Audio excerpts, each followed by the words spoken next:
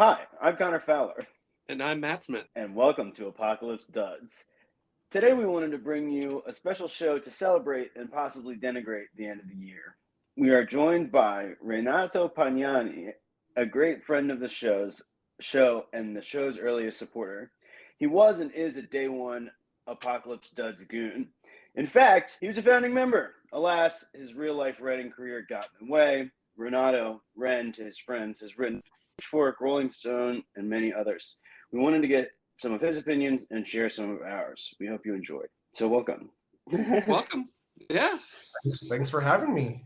Yeah, dude. This seemed like a fitting way to end the year. Just get the three of us with our original idea back together to shoot the shit, basically. Absolutely. And I mean, I've seen, where you guys have taken it so far, and it's been really impressive. So I'd like to say, to begin with, congrats on the first. I'm not sure if you guys are doing quote unquote seasons or whatnot, but the first few episodes have been bangers. Awesome. Thank you. Well, thank you. Yeah. And I guess we are sort of the first season. I mean, we've done 10 shows now. So thank you. Yeah. And you have been here as cheering us on and telling us what to do. So I think it's been great. We could say you're the Don of Apocalypse Duds. you pulled the strings. Well, I don't know if I'm the Don, maybe the consigliere, but right. Oh man. Yeah. So how's your year been, Renato? Just kind of overall. I know you had some exciting stuff happen, right? Yeah. So I would categorize 2022 overall as a good year, as good as the third year in a global pandemic could be. My wife and I, Bailey, we moved into a new house finally, in which we should have probably have been in 6 months earlier, but that's a different story. But we finally moved into a new house. We had gotten married last October, which was delayed thanks to the pandemic, of course, a year. But this year was basically spent moving in, getting settled into our new house, getting things organized and doing some interior design as much as we could. And yeah, that was kind of the big thing this year. And we're still not 100% moved in, but we're mostly moved in. So I'll take that as a win. Hell yeah. Moving is absolutely the worst thing on the planet. And the work is always so good. It's like you send these pictures and it's like, damn, how did you do it? I appreciate that. Yeah, we, I don't know if we actually have good taste or not, but we're just not afraid of colors. So I think some people are fooled by just, there's a bunch of bright colors. This must be good. Well, a lot of people don't have color in their living spaces. And I think that is a terrible shame. I sort of lucked into this house that has yellow and pink walls, not in a garish way. They're soft colors, but our bathroom on the main floor of our house is pink. It's like a soft pink, like a sort of octopus pink. Right. Yeah, for me, and Bailey, colors have always been something that's super, just not even important to us. It's just something that's part of the fabric of our lives, and our wardrobes are both. She's as into clothes as I am, and our wardrobes are both full of colors. In fact, I have very little that's not a color. My blacks and navies and grays are, the least numerous in my wardrobe. But I think it's a very sort of Western phenomenon that color has been gradually seeping out of our lives. I actually read some article about this the other week, talking about the disappearance of color. If you look at the trends, and even in let's say colors of vehicles, right? There used to be many more colored vehicles, bright colors, and now they're all some variations of black or silver. Right. Yeah, except for the random Ford shame. Bronco. I feel like Ford Bronco and Jeep, you'll see a bright orange, but that's literally Like every other vehicle is like white, silver, black, or some other Well, like and that's very like a particular deep tone. that's like a particular marketing, I think. Like that's like for a particular person or for a few types of people. Yeah, totally. Well, maybe that's why I want a Ford Bronco, because of the bright colors, because that is the vehicle I want for my next vehicle. Oh, one of the new ones. The Sport, at least. Yeah, the smaller. Yeah, the smaller. Dude, like my dad's a car guy, so I've been around vehicles my entire life. But that is maybe one of the only like designs of recent memory that I can think of that I saw one for the first time. I was like, fuck, that's cool. Like everything else, I don't know. It just all looks very mundane. And then that came out and I was like, oh, okay. Car manufacturers can actually make something that looks cool again. Absolutely. Yeah. And it doesn't look as cool as the old one though. No, but I mean, that's, it's a little more 2022, whatever, like it looks like a Land Rover. I guess a little bit. Yeah. A little bit, but Land Rovers look great. Yeah. I don't. Yeah. No. And I'm not saying it in a bad way. I think I would just go more toward the absurd, as you know, as everyone knows, as everyone who has listened to the show knows. Is this how you're breaking it to us that you have a Cybertruck pre-order? See, that's too absurd, and I would be giving money to that devilish man, which I refuse to do. Like, I'm enthusiastic about an electric car, of course, an electric vehicle, let's say, but like not to that guy.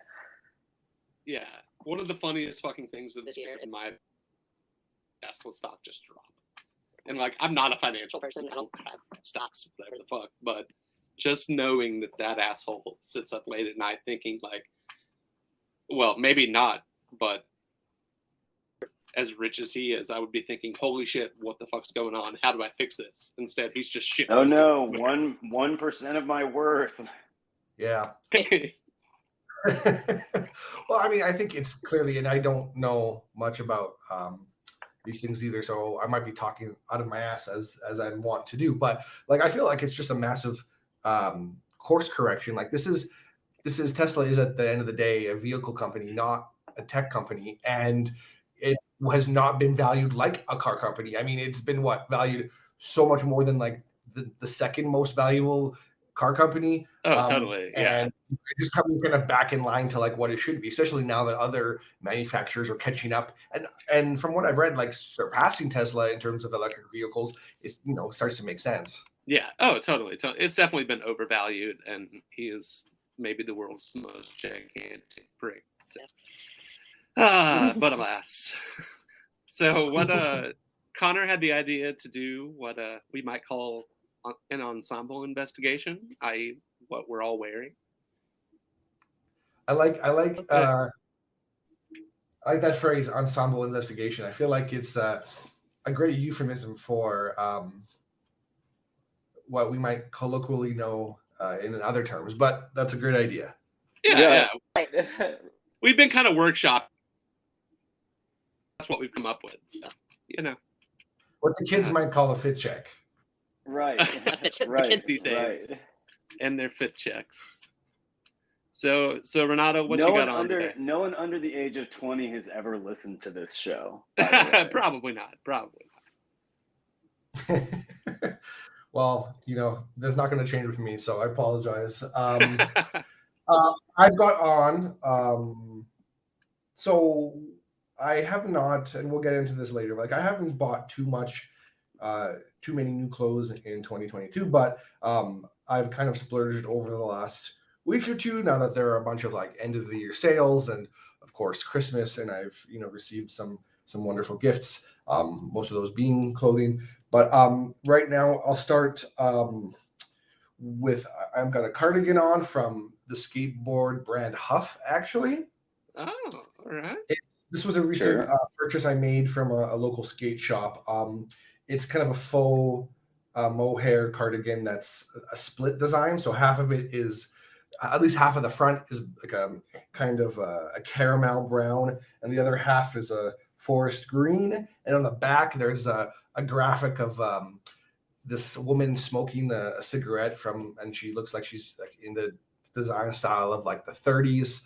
And I just, it's super cozy, and I've been on, probably cardigans are my most worn garment of the past, few years. So I needed another one, especially given the climate where I live, which is in Edmonton, Alberta. And so I've got that on with a white Uniqlo tee underneath. I got a pair of black Supreme denim on. I honestly think the Supreme denim is one of the better values out there. And then I've got some white Old Navy socks. For my money, I'll buy 6 4-packs of Old Navy socks. They're just, kind of regular calf length, or not calf length, but what's the one in between calf length and ankle length? Yeah, I can't remember the term off the top of my head. But they're your standard, length athletic sock, and it's like $12 Canadian for a pack of 4. So I'll just like spend $100 once a year on socks throughout all my old, white socks, and they last me for like another year. And yeah, that's pretty much it. Simple fit today, but it's kind of cozy, prairie professor vibes. Prairie professor. Oh yeah, Very good. I forgot. I am wearing glasses. I have a pair of tortoiseshell Tom Ford glasses on. I bet you do. Yeah. Connor, I can picture the outfit. I think it looks good. Same here, dude. You're definitely probably looking better than me. It's a toss-up, but yeah, I guess we'll see. So I'll start from the bottom. I have these really old wool socks that my mom gave to me that have a hole in them. And then my dear friend Matt sent me these 505s, which are awesome. I think I have worn them almost every day since I got them. You may have noticed in my fits on my Instagram. And then I'm wearing rayon shirt that's kind of a monstrosity. I guess the print is like not quite tribal, maybe a little bandana.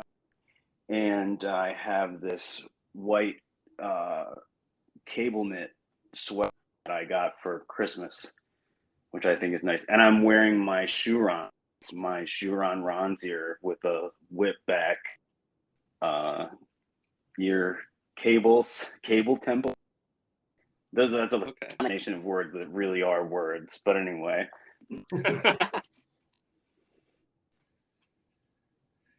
And Matt, you got out. Man. So I'm wearing a green quilted Lavenham jacket, kind of similar to like a Barber Beat style. A like 90s or 80, I don't even fucking know era gray sweatshirts. A 60s all cotton thermal, a pair of Carhartt work pants, and Clark's Wallabies. So very nice, pretty standard. I very rarely step out of my little uniform boundary, which is usually like a t-shirt or a sweatshirt, a jacket, some like work style pants, and brown shoes. Woo! Very exciting. It's like the olive drab guru kind of look. Yeah, I mean, I guess so. It's just, it's what I'm comfortable in, and like it's great. For just like kicking around the house, it's great. And the jacket and thermal are definitely overkill, but I just didn't really feel like getting dressed. Yeah, so Renato, you said you haven't bought a whole lot of clothing this year, and we know that you're also very into sneakers. So with what you have bought, what are Yeah, so probably, I think one of the biggest reasons that I've had to slow down was, as I mentioned earlier, moving into our new house, where we had a lot of expenses. We mostly had things like furniture already and whatnot, but of course you needed certain things to fill out the space. Even if we technically moved from a bigger house into a smaller house. But a few weeks ago, we actually had to buy a new furnace because, of course, when you buy a house that was built in 1953, things like that happen. And the house is in great shape overall, so we're really happy about that, and we're lucky to find it.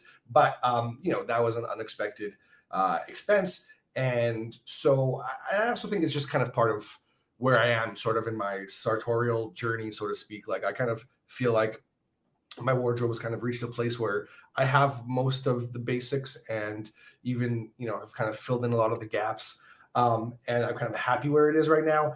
And also just getting older, I've kind of become a little bit more picky and choosy in terms of what I'm buying. I'm trying to buy smarter, trying to buy more vintage, but it's a little bit difficult here in Edmonton. Just the vintage options for men at least aren't great. My wife has better luck when it comes to finding women's clothes, but I would say what did I buy this year?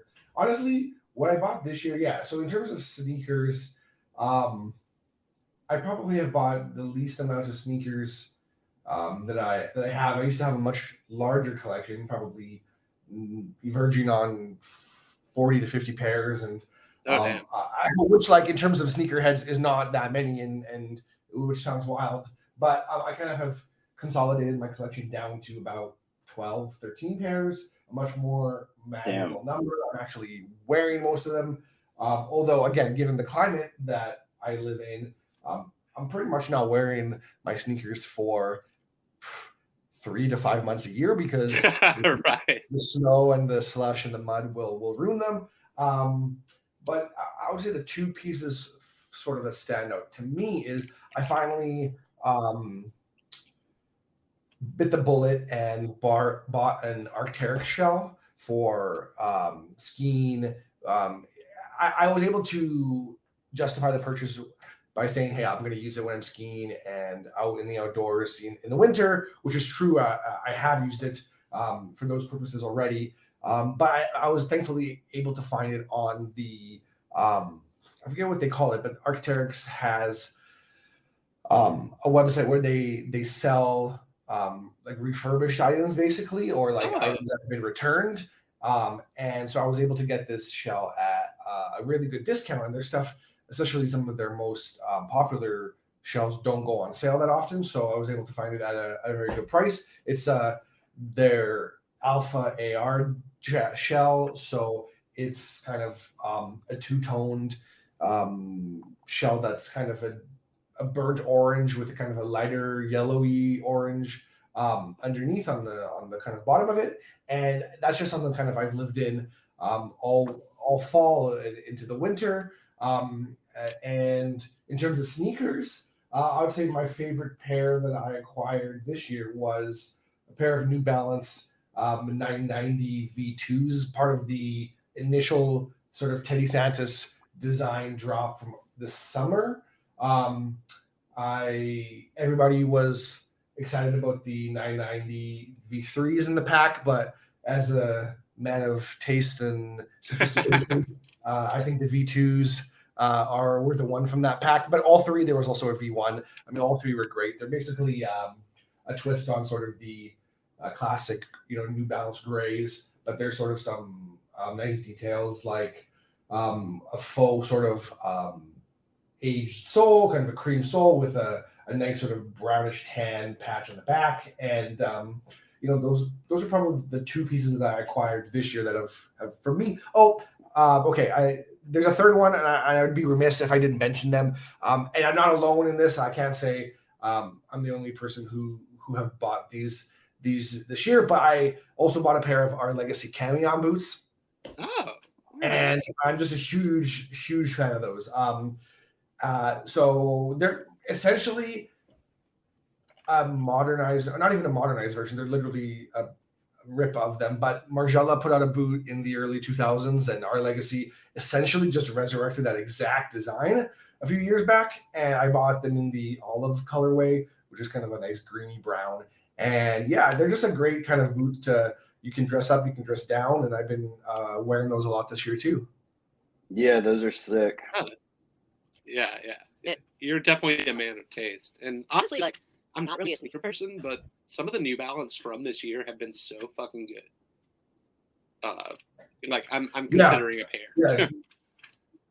New Balance is, I mean, they've been on a wave for a few years.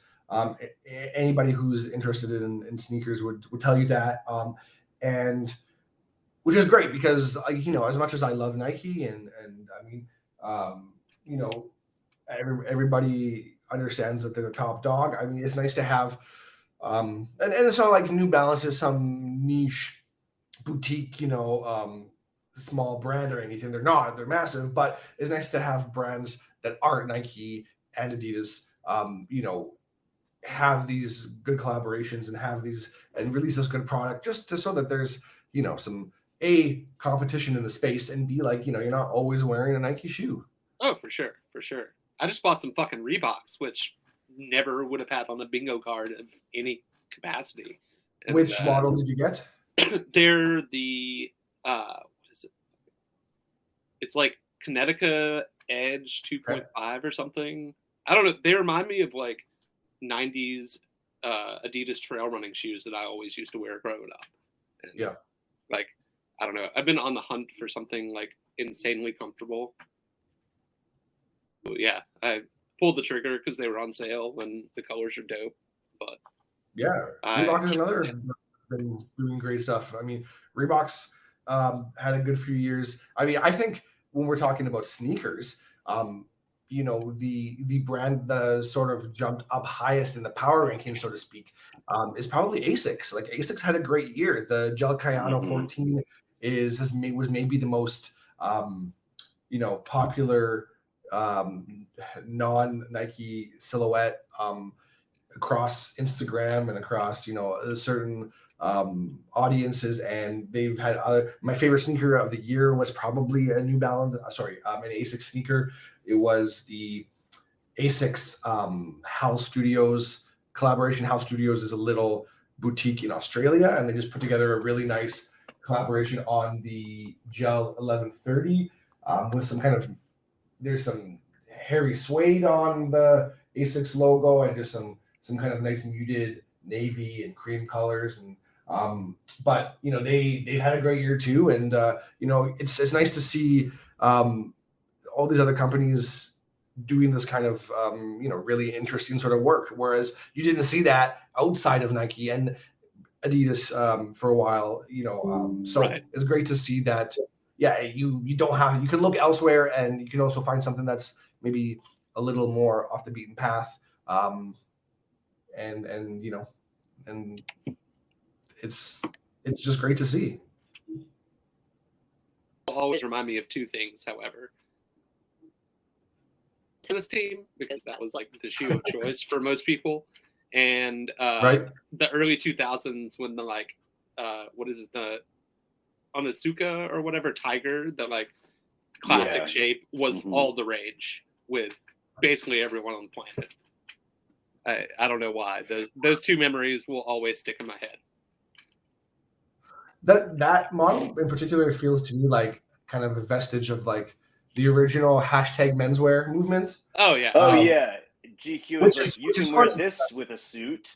Like, absolutely. You can wear the Adidas Samba with a suit, like, which you can, but like not without spending a lot of money. Absolutely. And I just think that's also kind of funny because, you know, one of the sort of movements of 2022 when it comes to clothing was sort of that #menswear 2.0 sort of resurgence. Yes. Right. Yeah.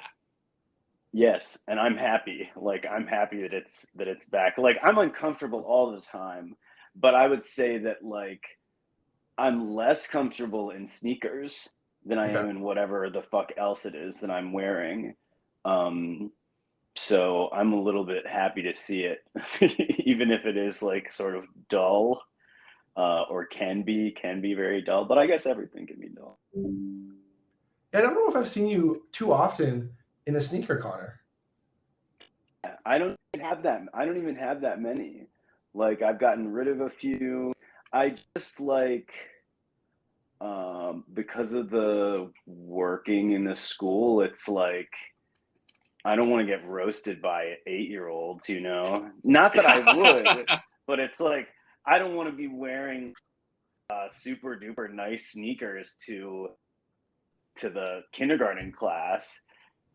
So it's really a practicality thing. And I don't know. I mean, comfort is not very high on my list of priorities for dressing.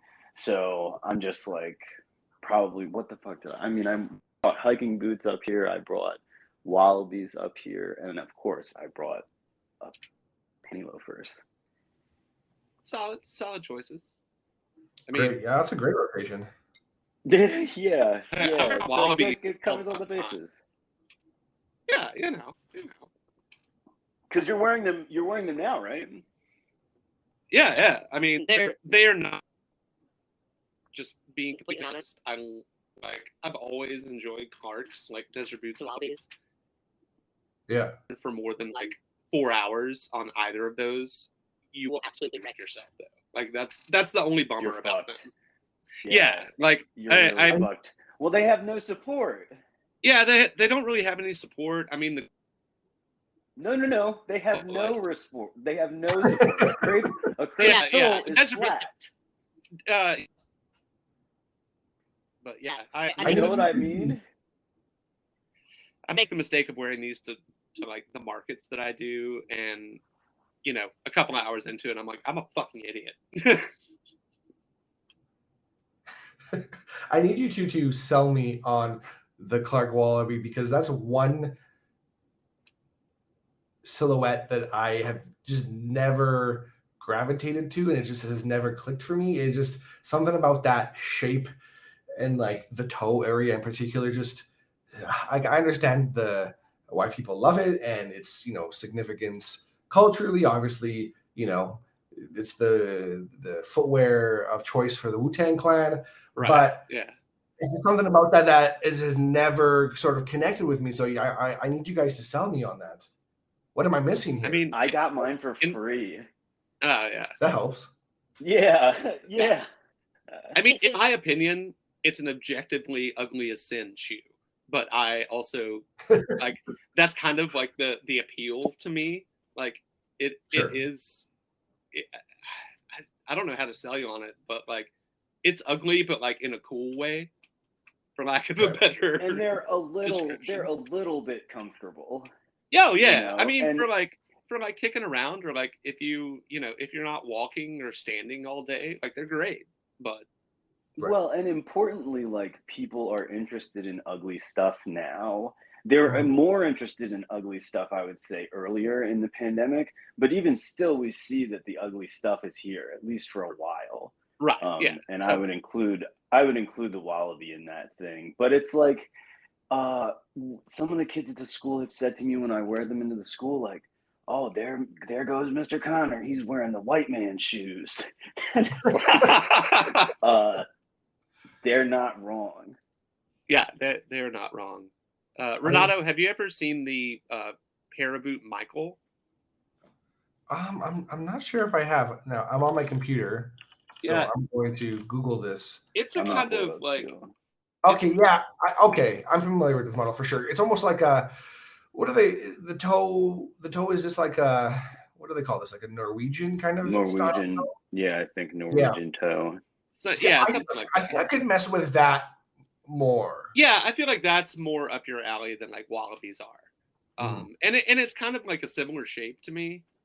I've always loved the Michael shape, and I don't know, it's another one of those things that like is ugly.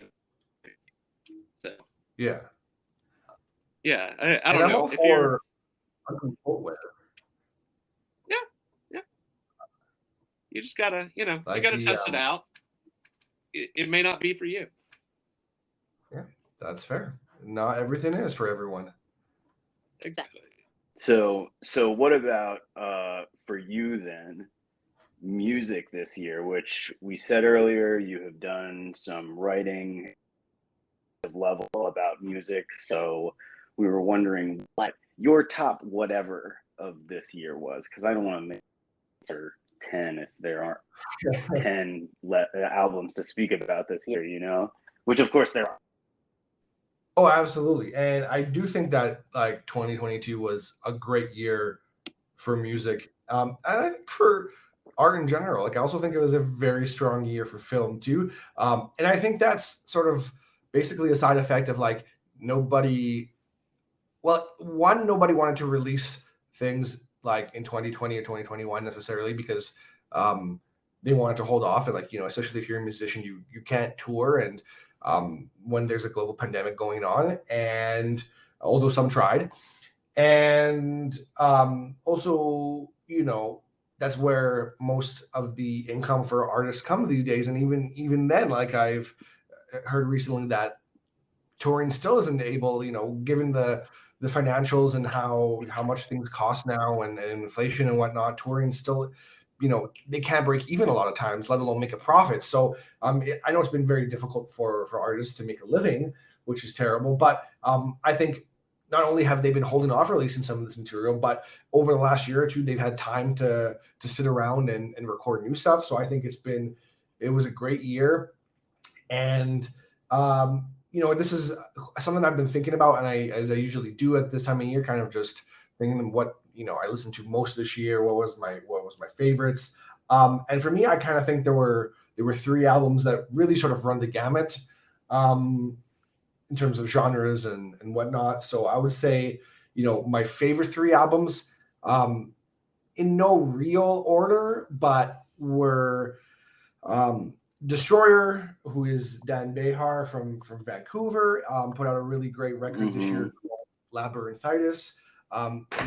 It just sort of he's sort of in his mystic troubadour mode as he always is, and just his band sounds really tight, and kind of a return to sort of not a dancey sort of indie rock, but there are definitely some, you know, crowd rock influences there, and just the songwriting is really sharp as ever. I really love that album. I was listening to it yesterday, in fact. And then there is Sabrina Carpenter's Emails I Can't Send, which is, for my money, maybe the best pop album of the year. She's actually a Disney girl, so she was on the same show that Olivia Rodrigo was on, who had a big pop year over the pandemic. And she wrote maybe the best Ariana Grande song that Ariana Grande hasn't written, in Nonsense. Just kind of a really fun track that sounds like the collaborations between Ariana Grande and Victoria Monet. And I just I think she's a really sharp songwriter. In fact, I think the project is probably better than Olivia Rodrigo's Sour that came out. Was that last year? I think. Yeah. Can't remember if that was 2020 or 2021. But just a really good collection of sort of modern pop music that kind of spans a few different styles. And then maybe my most listened to album, and I've kind of realized that just what I listened to most today, it kind of ends up just being my favorite. Whereas, you know, in previous years, I'd be like, well, I didn't listen to this as much as, you know, album X, but, you know, it's better for the X, Y, and Z reasons. Or I should say Z. I don't know why I use the American pronunciation. But just for my American friends. But I would say my most listened to record was probably The Weeknd's Dawn FM, which I just think is probably his best project since his original trilogy, you know, 10 years ago. It helps when you have One Tricks Point Never helping on the production side of things. So it's just kind of like, on one side it's these really accessible, you know, mainstream dance synth pop, but at the same time you have his touches where he's adding, you know, OPN's magic touch, and it kind of keeps it a little bit more interesting. And I just think it's a really good collection of synth pop, and it's interesting. I never would have predicted it, but as somebody who is historically a big Drake fan, but in 2022, The Weeknd is making better music than Drake, and that's not something I would have predicted 10 years ago. Yes, which you say with some authority as well. So, well, and that's not to say that, you know, I actually quite enjoyed Honestly Nevermind, Drake's house album from earlier this year. And there are some good tracks on his collaboration with 21 Savage, Her Loss, although there are also a lot of just very sour and kind of frankly like misogynist, more so than usual. I know Drake's playing the villain on this album, but just kind of really sour, angry sort of stuff that I just don't really mess with that much. But there are also some good songs on there too. But honestly, I just give me the Weeknd's album this year over Drake. Yeah, no, excellent. And I think the Drake 21 Savage album was just like, not like I had extremely high hopes for it, but I just thought there has to be a limit to the amount of canned material that someone can release, right? But if I guess not, if you have like a huge structure behind you that like furthers your production of music or whatever the art is. So I guess there's no end in sight to those sort of collaborations. Yeah, and I think Drake and 21 Savage they've done interesting collaborations in the past. They had good chemistry. And they have great chemistry. Exactly. That's where I was going with that. Like they kind of balance each other nicely. 21 Savage is sort of dead-eyed, monotone, sort of like almost like horrorcore-esque, but it was also camp kind of whole vibe with Drake's kind of straight man, Don sort of, character. But I just think like that balance really wasn't there on the project. And again, I actually think that the songs that are most successful are the ones Lil Yachty was involved with a lot of the songwriting process. Yeah. And the songs where like his influences like really shine the brightest, I feel like are sort of the best moments on that tape. And they also happen to be some of the solo Drake tracks actually. So which goes to tell you everything you need to know about the project. If like the actual collaborative tracks, aside from like Rich Flex, which has become a meme at this point. But if the songs where Drake is kind of by himself are the ones that are sort of the most successful, at least in my opinion, it kind of shows you the sort of the fatal flaw of the project. Yeah. Well, and I think too, 21 Savage is entire, and it's like it's in the name, right? Like he is the violent trap rapper. So to have him not be more villainous is kind of, I feel like it would have been a better to return to the Drake thing. What a Time to Be Alive was a good album. Drake was on it, and that was good. Like that, I thought was a good use of both of them. So just weird. And I think What a Time to Be Alive works because Drake wasn't trying to out Future. He was being Drake. He adapted to the surroundings, like the codeine fueled strip club sort of ambiance. He was able to sort of, at the core of Drake, he's an actor, and that's what he does. Like and that's what he'll always do. So like there's always been an element of sort of like play acting when it comes to Drake, especially later in his career when he started to, inhabit the style of a more traditional rapper rather than like this sort of outsider Canadian guy who was like, hey, I'm not like these other rappers. But on that project, yeah, like there was a balance. Like Future was Future, and Drake was like, inhabiting that space, and that sort of tension, I felt like was one of the reasons that was a successful project. Also, it was 8 songs, which kind of helped.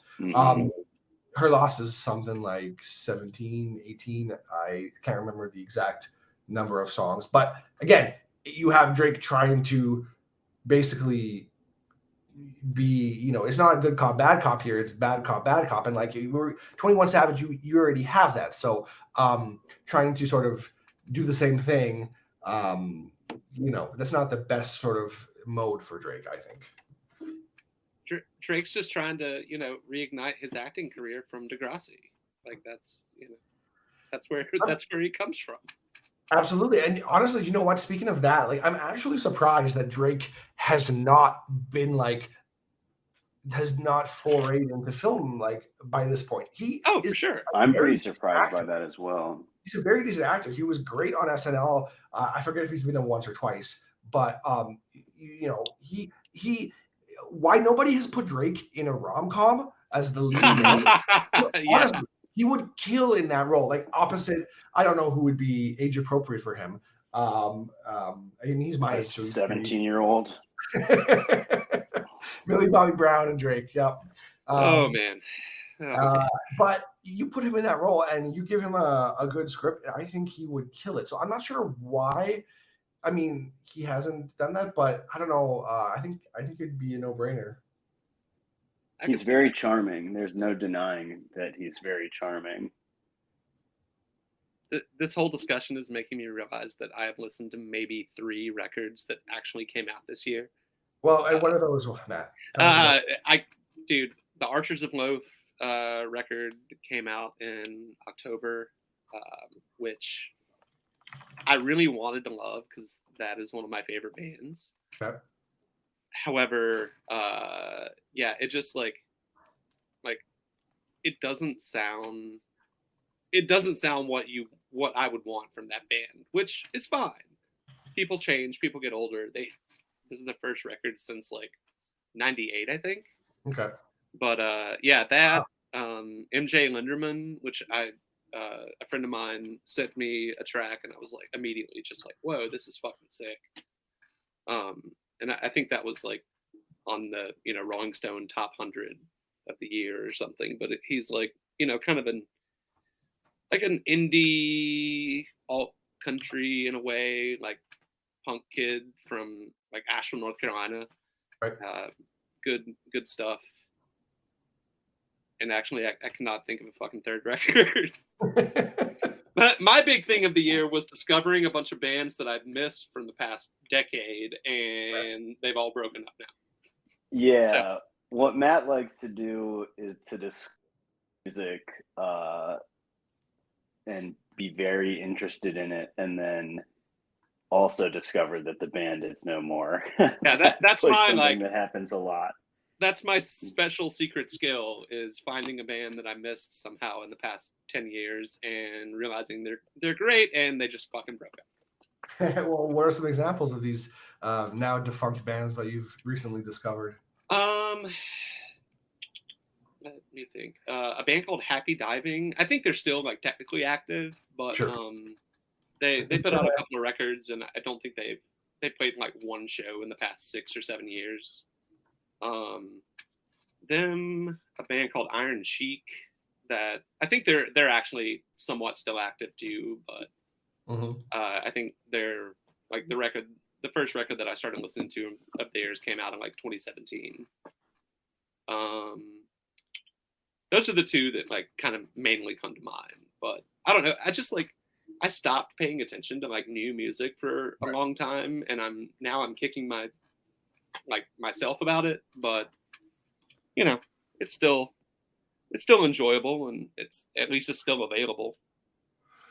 Keeping up with new music or new popular culture is hard. Like, I mean, I know we have streaming services, and not only for are bad, right? For sure. Streaming services could be an unlimited source of music discovery, and instead they play you the same 5 songs that you don't want to listen to over and over again. Yeah. Well, it's because payola never died. It just sort of moved on to Spotify. And off of the radio. But it's hard. So not only, is, the algorithm isn't as helpful for discovery as one would hope it is, but it's just like there's so much new stuff. Like there's more new art released in a year, now than there was probably for a decade, if we're talking about in the 70s and the 80s, because the barrier to entry, thankfully, is a lot lower, and it's easier to start making art, whether that's film or music. And it's hard to keep up. Like, I mean, they say, when I say they say, I mean, I've seen studies that said most people stop discovering new music at 33. Like, interesting. And that doesn't seem far off. Like, I mean, I even found that like I've listened to less new music than I would have 10 years ago. I'm 35 now, and even less music than I did, 5 years ago. I mean, honestly, if anything, the pandemic sort of helped me rediscover listening to new artists and new music, and new film and whatnot, because I had time. We couldn't do anything else. Oh, totally. But like, it's hard to keep up with new shit. Yeah. I think what you said about, just the sheer volume of what's being put out is a huge part of that too. And, like the streaming services are great for, accessibility. Like, 20 years ago, we would have had to buy all of these CDs. And if you didn't want to spend the money, it's like, well, shit, I'll go to the CD store and listen to a few songs like on their little trial. Or go to the fucking trial library. section. Yeah, or go to the library or something. But like that's definitely a positive. But then it's just overwhelming. You got to find someone to aggregate it all for you. I mean, I really look forward to this time of year because like I am annoyingly on the pulse of music, hip hop almost exclusively, but like I miss shit even still. And so I'm excited to see always the year-end lists, right? And I can remember like Rolling Stone and whatever, like UK music magazines that had their year's end lists, and I would like write them down and go home and torrent them, Yeah.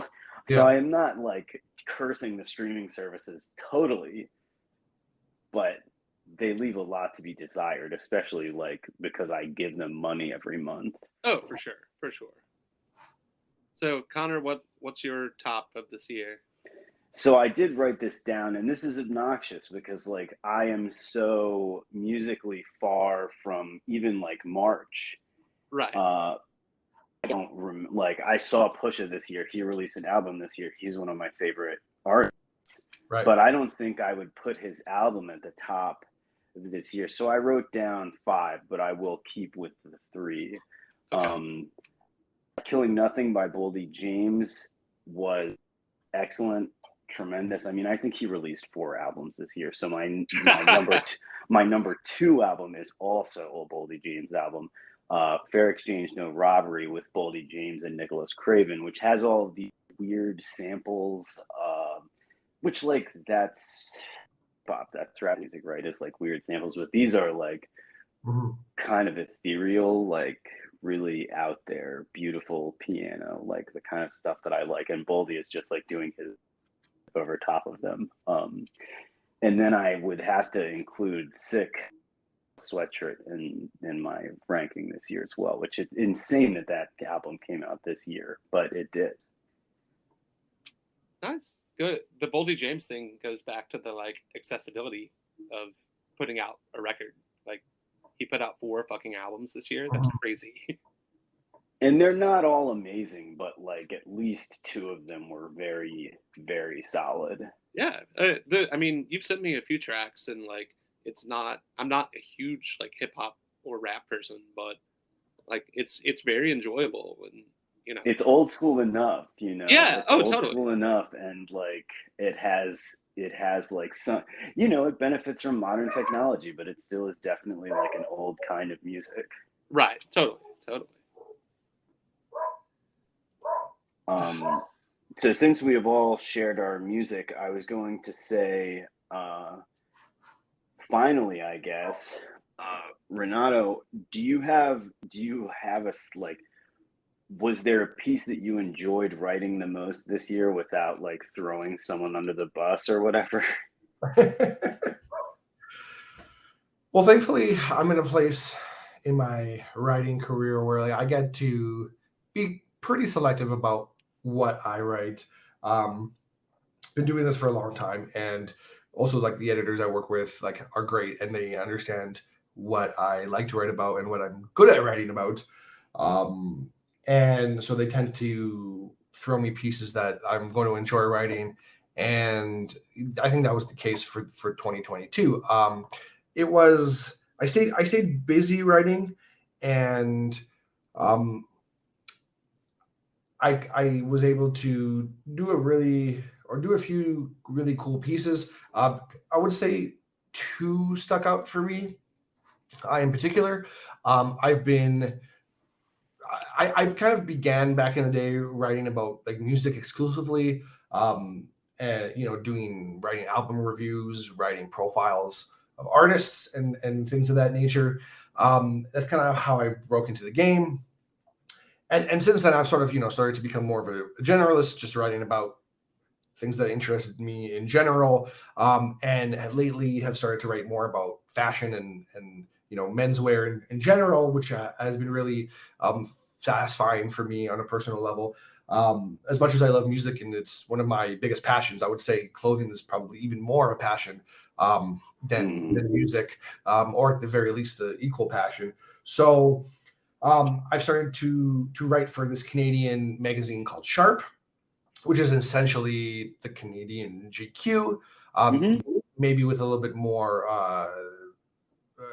it's essentially the Canadian GQ. And there are two pieces I wrote there in the fall that stood out for me. One was a profile of a Canadian brand called Libero, which is free in Italian.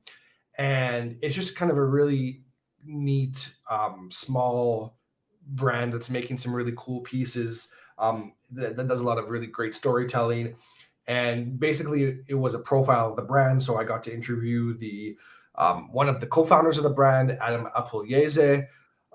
And I wanted to tell the story too because there was a good human interest angle. Not only do they kind of make good, great pieces that are all made by a 75-year-old Italian nonna named Michela, which I thought it is a great story to the brand. But the co-founder of the brand was Adam's best friend, Kadeem Johnson, who tragically died by suicide a few years ago. And Adam kind of made that his sort of driving sort of motivation to make the brand successful and take it as far as he could as a tribute to his best friend, who was instrumental in the founding of Libero. And that was just a really interesting story for me, and I was glad I was able to tell it and kind of share that story, because it's there's product, and then there's what's interesting to me is sort of the storytelling behind it. And of course, Libero just has a really good story, and I wish him all the success. And it sounds like their recent collection is doing very well. So I was really happy to tell that story. And then the second one was I got to interview Jonathan David, who is a Canadian soccer player who plays in France for Lille, in Ligue 1, so the premier division in France. And he also plays for the Canadian national team, who made their first appearance at the World Cup, at the Men's World Cup, I should say, in 36 years. The last time was in 1986. So until last month, Canada had not been in a World Cup during my lifetime. So that's crazy. Yeah, it was really like just a monumental achievement for the program. And so he was on that squad and ended up playing in the tournament.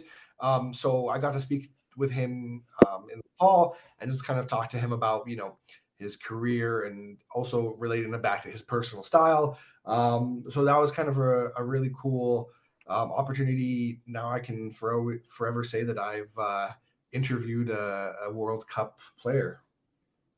Hell yeah! Yeah, add a feather to your cap. Yeah, dude. There's many feathers in that cap.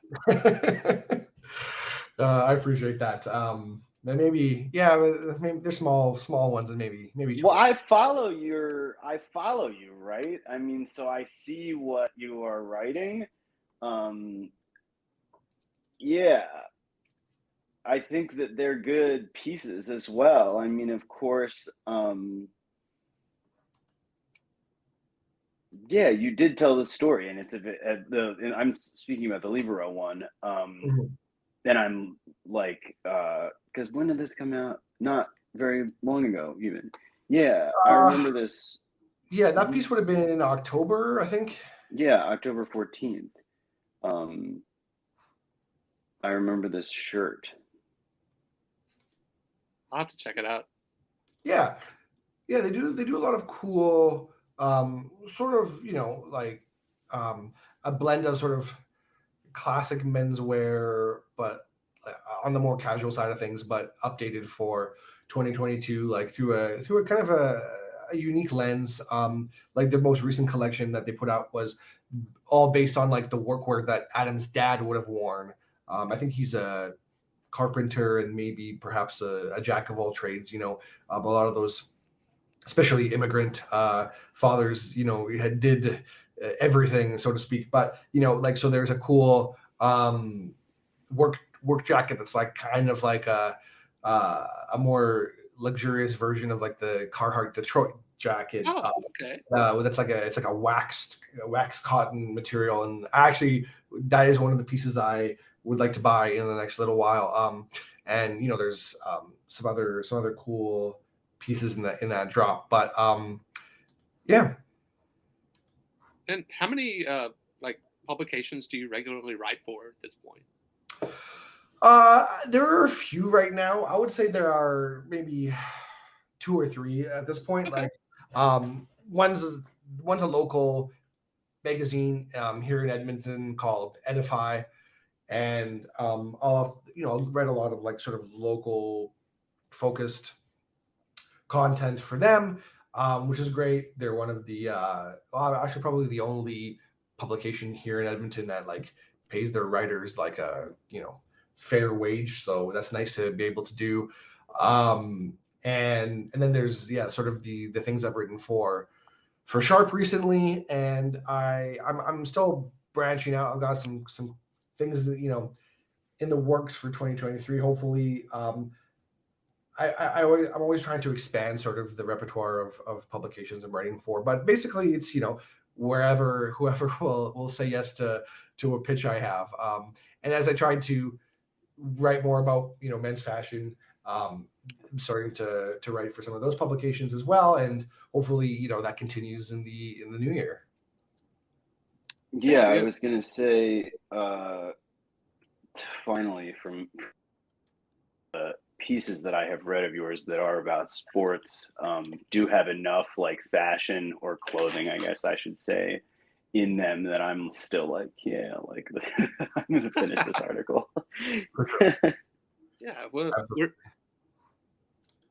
definitely excited to see what the new year holds for you, dude. Well, thank you. Yeah, of course. Yeah, dude, thank you for coming on the show and just kind of, I don't know, kicking it with us virtually. Do you want to shout anything out, your Instagram or whatever? Sure. If anybody is interested in following along with my writing journey, or just want to take a look at the fits and hopefully appreciate them, or you can come and leave comments and troll me. That's acceptable as well if you think the fits are trash. But you can find me on Twitter and Instagram at the same handle, is kind of the same handle I use on all social media platforms. The handle is Renovate, so RENNAVATE. And yeah, I will usually post links to, especially on Twitter, any piece I write. If they're pieces that end up in print, I'll usually make posts about them on Instagram as well. But that kind of is where I hang out, digitally, and kind of just make posts and kind of post photos of my outfits and whatnot. So that's where you can kind of find me online. Awesome. And I gotta follow you on Twitter. I don't know why I'm not. In the off chance that Twitter actually survives another couple of months, but we'll get to that. Yeah, I mean, yesterday, my wife, who does social media for a living, was working and was experiencing issues on the desktop version. Oh yeah, same here. On Twitter. So I don't know. That makes me a little bit nervous. Yeah, same. I don't even really post. I just use it for various ways to keep up with things. And well, absolutely. Like Twitter is probably how my primary news source, for better or worse. Oh yeah, totally. These days, right? And I don't think I'm alone in that. No, I don't either. It's the main reason I'm not reading the news. I mean, I haven't been on Twitter probably in a few months, other than like to send stuff back and forth with Matt. Right. But other than that, I mean, like a platform that I really like, I loved Twitter is just, and it before the Elon Musk thing, but like I do think that it's probably dead and gone. Yeah, sadly. On that note. On that note, thanks everyone for sticking with us through whatever the fuck, if the season 1 or whatever. Oh, the season 1 finale spectacular. The season 1 finale spectacular. Renato, thank you again for coming on. I'm stoked that we did this, and it was, it's a nice way to end the year for us, I think. Absolutely. I mean, I've seen the journey of the podcast, and it kind of feels like a little bit of a full circle moment for me. I kind of was around in the brainstorming phases, and I got to be privy to some of that work, and then hearing you two, take this where you've taken it so far and produce some really good episodes has been really satisfying. So again, I want to give you guys props for that, and thank you for having me on. All right. Well, everyone, thanks for listening again. We're at Apocalypse Duds on Instagram, apocalypseduds@gmail.com, which is just going to be a running joke that we still haven't gotten an email. Yeah, so someone email us, please, God. Yeah. Even if it's just a stupid meme, just send it our way. Mm-hmm. I am Matt Smith at Rebels Rogues on Instagram. And I'm Connor Fowler at Connor Fowler with 1 N. And yeah, Happy New Year, and we'll see you in 2023. Ho, ho, ho.